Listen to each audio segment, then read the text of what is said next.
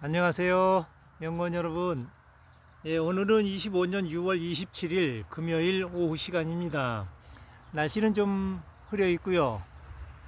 빗방울이 모락가락 몇 방울씩 떨어지는 그러한 오후 시간입니다. 바깥에서 활동하기가 조금 약간은 끈적거리긴 하지만 그래도 활동하기가 좀 좋네요. 날씨가 좀 흐려서요. 오늘은 이장집 에너지 농법 심화 강의 5번째 강의를 시작하겠습니다. 오늘 주제는 흙의 정화력과 미생물의 역할, 이것에 대한 말씀을 좀 드리겠습니다. 병해충을 막고 작물을 건강하게 키우는 데에 있어서 흙이 얼마나 중요한지를 살펴보는 그러한 시간입니다. 우리는 종종 흙을 단순한 재배 매체, 농작물을 재배하는 그러한 매개체로 생각을 하죠. 즉 식물을 고정시키는 공간으로만 생각하곤 합니다. 하지만 사실 흙은 살아있는 생명의 시스템입니다. 건강한 흙 1g, 아주 소량에는 수억 마리, 1g 아시겠죠? 그 속에 수억 마리 미생물이 살고 있다는 것입니다. 이 미생물들이 유기물을 분해하고 영양을 만들어내고 병원균과 싸우고 작물이 자랄 수 있는 환경을 만들어줍니다. 즉 흙이 살아있어야 작물도 살고 농사도 지속 가능해진다는 그러한 것입니다. 미생물의 역할은 아주 다양하죠. 핵심적으로 3가지로 나눠볼 수 있습니다. 첫 번째, 영양 분해 및 공급이라는 것이죠. 퇴비나 유기물은 그대로 작물이 흡수하지 못합니다. 미생물이 분해한 뒤에야 비로소 작물이 흡수할 수 있는 형태로 변합니다. 즉 미생물은 영양을 조리해주는 요리사 같은 존재이죠. 두 번째는 병원균 억제입니다. 일부 미생물은 항균 물질을 만들어 토양 속 병원균의 증식을 막습니다. 또 다른 미생물은 경쟁을 통해 유해균을 몰아내기도 합니다. 이게 바로 자연 속에서 병해충이 억제되는 그러한 원리죠. 세 번째로 토양 구조 개선을 한번 말씀드리겠습니다.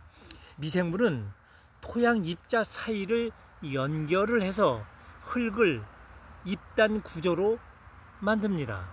이렇게 되면 공기와 수분, 뿌리가 모두 순환하기 좋아지게 된다는 것이죠. 문제는 우리가 사용하는 농약과 화학 비료가 이 미생물들을 서서히 죽이고 있다는 점이죠. 계속 복원해서 만들어 놓으면 화학 비료와 화학 농약으로 또 죽이고 또 죽이고 이제는 굉장히 힘든 지경에 이르렀다는 것이죠. 흙 속에 이로운 곤충과 미생물까지 함께 죽입니다. 제초제는 뿌리 주변의 균형을 무너뜨립니다. 화학 비료는 토양의 pH를 아주 빠르게 바꾸고 일부 미생물만 과도하게 증식하게 만듭니다. 그 결과 흙의 정화력이 약해지고 병해충이 쉽게 발생되는 것이죠.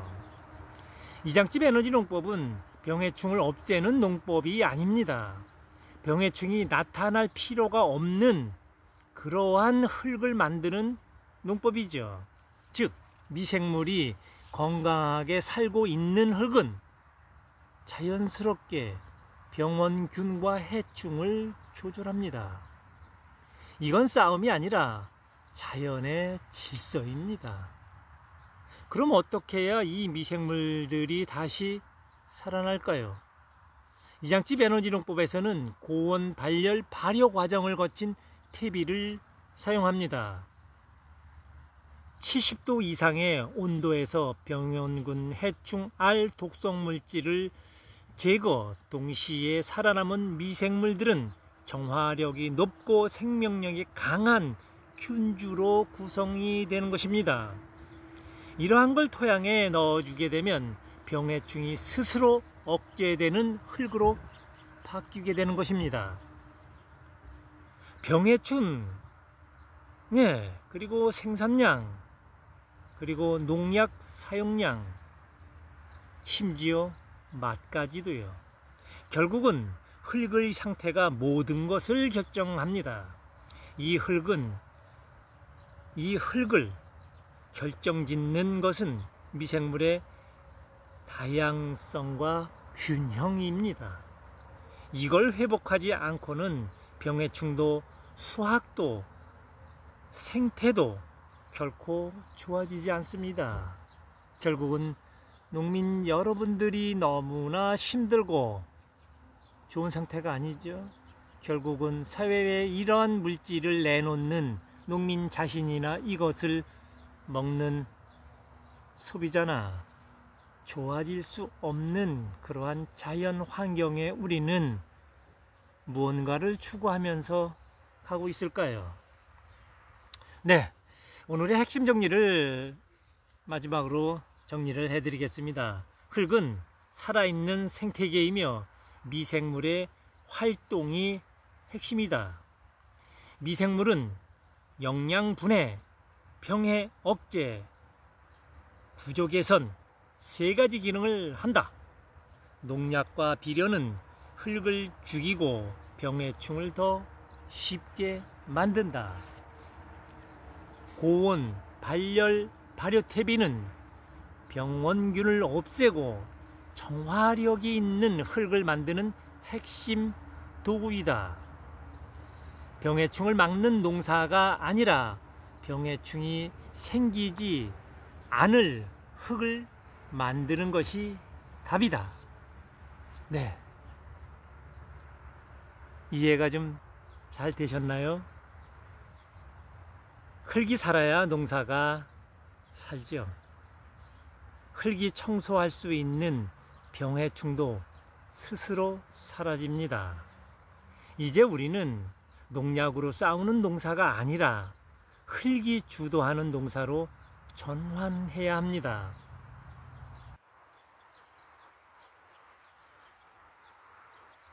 다음 강의에서는 이 자연의 정화 시스템과 이장집, 고온, 발열, 발효의 원리와 실제 적용 방법에 대해 자세하게 또 설명을 해드리겠습니다. 감사합니다.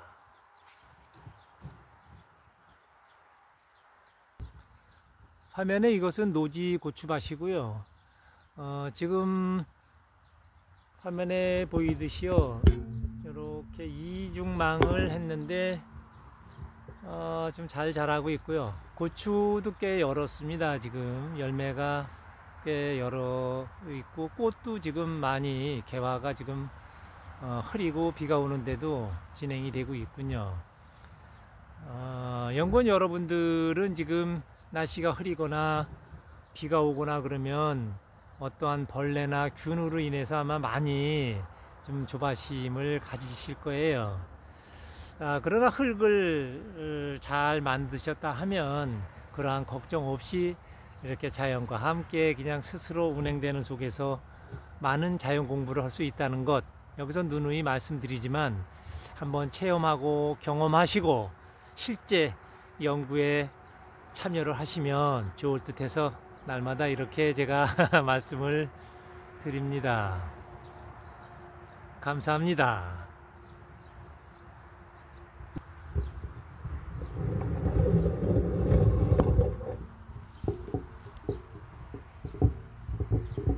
호미를 벼서 가운데에는 좀 널찍하지만 유기물 확보를 이렇게 했고요.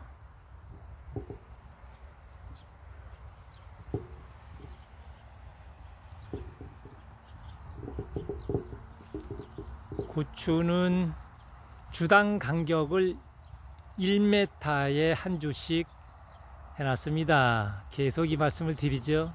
지금은 조금 훤한 것 같기도 하고 너무 드문 거 아니야 이제 이렇게 말씀하실 분들도 계실 거예요. 그러나 6월 이제 말 지나서 7월 한 10일경만 들어가면 꽉 차서 고추가 위에는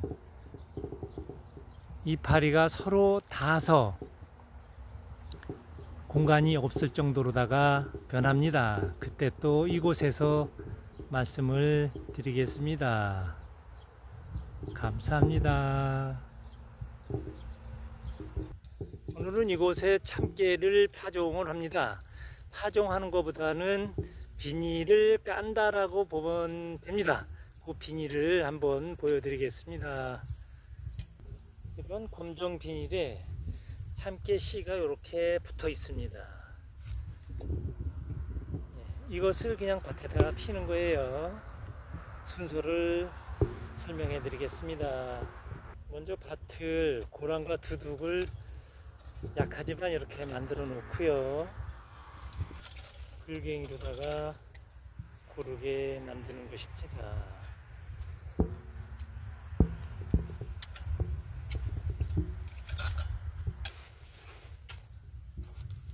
그 위에 이렇게 두둑 위에다가 피면서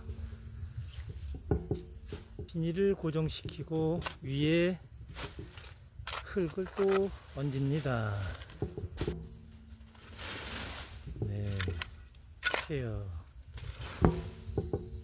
밑에 흙과 씨앗이 달라붙지 않았죠? 이것을 이제 손질을 해야 합니다.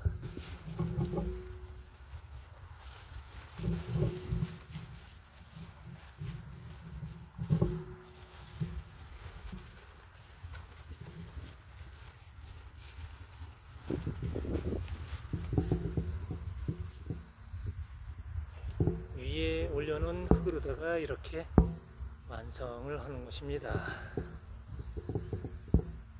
이쪽은 이제 손질을 앞두고 있습니다.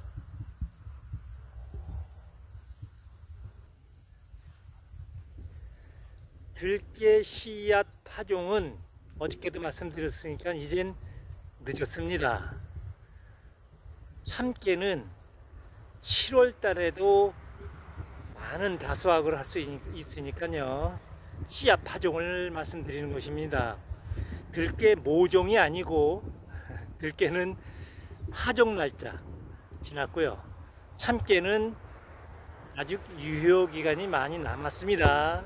참고하세요.